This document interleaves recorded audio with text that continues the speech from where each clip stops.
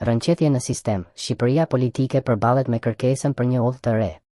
Në heshtjen e lodhshme të zgjedhjeve të përsëritura, kur shpresat zakonisht zbehen dhe apatia ngrihet si një mur i padukshëm midis qytetarit dhe kutisë së votimit, diçka ka ndryshuar. Jo me trumbeta, jo me mitingje madhështore, por me një zhvendosje të heshtur e të ngadaltë të votës.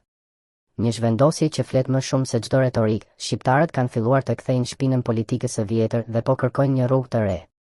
Sistemi i 2008-s, reforma që i shërbeu pushtetit, jo popullit. Për të kuptuar pse ky ndryshim është kaq i rëndësishëm, duhet të kthehemi pas në vitin 2008. Ishte atëherë kur një marrëveshje e fshehtë mes dy partive të mëdha, Partisë Socialiste dhe Partisë Demokratike, ndryshoi sistemin zgjedhor duke e bërë më proporcional dhe duke eliminuar garën individuale në nivel qarku. Kjo reformë, e mbështjellë si modernizim, në thelb ishte një marrëveshje për të fortifikuar pushtetin e partive të mëdha dhe për të penguar hyrjen e forcave të reja në politikë.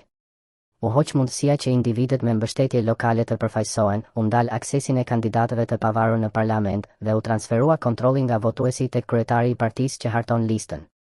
Që prej atëherë, sistemi ka funksionuar si një makineri autoprotektive, duke përjashtuar të gjithë ata që nuk janë të afiluar me strukturat e partive të mëdha.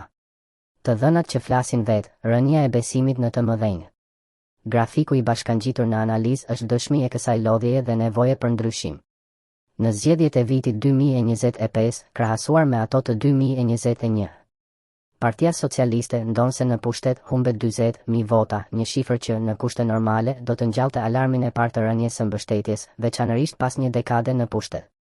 Opozita tradicionale, PD-ashëm, pëson një humbje të thellë prej 250.000 votash.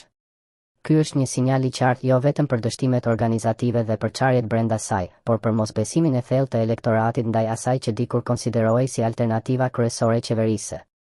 Partitë e reja ose të quajtura të vogla, në fakt fituan mbi 100.000 vota më shumë se sa në 2021.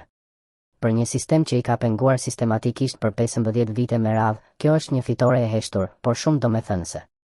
Dëshira për ndryshim, jo për revolucion. Kjo zhvendosje nuk është domosdoshmërisht një revolt e dhunshme.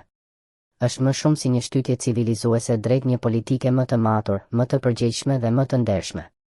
Shqiptarët nuk po kërkojnë domosdoshmërisht të shembin gjithçka, por po japin një mesazh të qartë. Na përfaqësoni me dinjitet ose do ju zëvendësojmë. Kjo është ajo që i mungoi politikës shqiptare për dekada, mekanizmi i dënimit elektoral për keqeverisje. Në vend të cikleve të qarta qeverisje, gjykim, ndryshim, shqiptarët për shumë vite kanë pasur ndjesinë se janë të bllokuar midis dy të njëjtëve, dhe kjo është çfarë po ndryshon tani. Krahasim me rajonin, Shqipëria po zgjohet më ngadalë, por me vendosmëri. Në rajonin e Ballkanit, shumë vende kanë përjetuar lindjen e partive të reja që kanë tronditur strukturat tradicionale. Në Maqedoninë e Veriut, lëvizje si Levica kanë sfiduar dominimin klasik të partive etnike. Kosova, përmes vetëvendosjes, ka treguar se një alternativë që ka qenë për shumë kohë e përbuzur, mund të ngjitet në pushtet. Mali i Zi dhe Serbia, pavarësisht sistemit autoritar, kanë parë rritje të fuqive opozitare që s'kan qenë pjesë e politikës tradicionale. Shqipëria ka qenë më e ngadaltë në këtë drejtim, por tendenca ka nisur dhe është e pakthyeshme. Thirrja për të rinjt, koha për të mos u bërë si të vjetrit.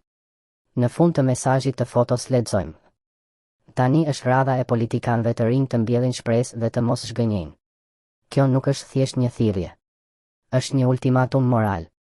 Sepse nëse edhe politikanët e rinj që po marrin për herë të parë besimin e njerëzve, ndjekin rrugën e vjetër të arrogancës, nepotizmit, kapjes së institucioneve dhe pasurimit vetjak, dëmi që do shkaktohet do jetë i pallogaritshëm.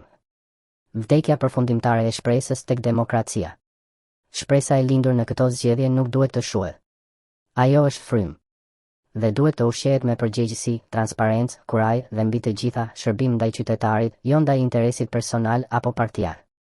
Shqipëria në prag të një epoke të re politike. Asnjë sistem nuk është i përjetshëm. As ai ngritur në 2008. Si çdo mekanizëm i ndërtuar për të përjashtuar, ai ka një datë skadence që varet nga vetë qytetarët. Dhe me sa duket, ajo datë po afron. Shqipëria është në prag të një epoke të re politike, ku qytetari mund të mos përfaqësohet më nga emra të lodhur dhe të konsumuar, por nga zëra të rinj, të pastër dhe të përgjegjshëm. Dhe kjo epokë fillon sot, me secilën votë që largohet nga e vjetra dhe i hap rrugë së res. Nëse Shqipëria do të shpëtojë politikisht, nuk do të jetë sepse politikanët e vjetër e lejuan, por sepse qytetarët guxuan.